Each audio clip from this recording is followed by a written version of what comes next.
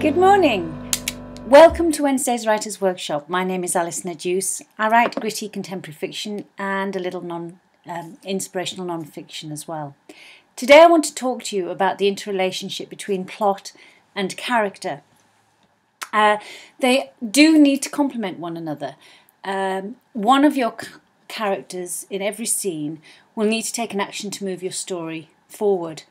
If they every scene needs to do that, and if it doesn't, then you need to question why it's there. And we'll talk a little bit more about that in another mini movie, but for today, just assume that that is true.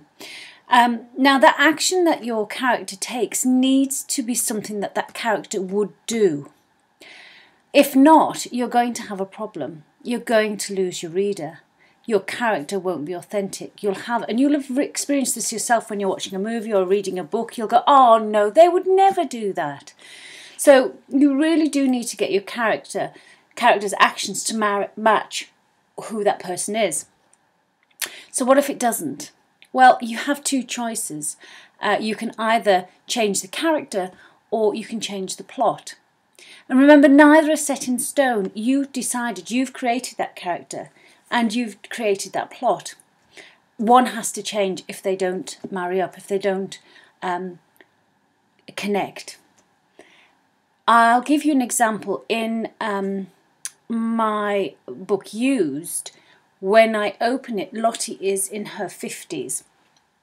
And when I started writing it, I realised very quickly that some of the things that I wanted her to do in the plot, a 50-year-old just wouldn't do. They'd have a little bit more sense.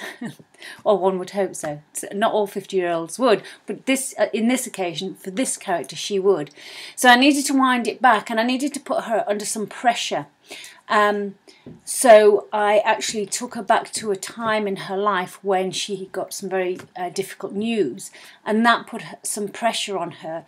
And also, she wasn't 20 years older with a little bit more experience. She was in her she's in her early 30s, and consequently those two things together enabled me to allow her to do what I needed her to do in the plot with authenticity.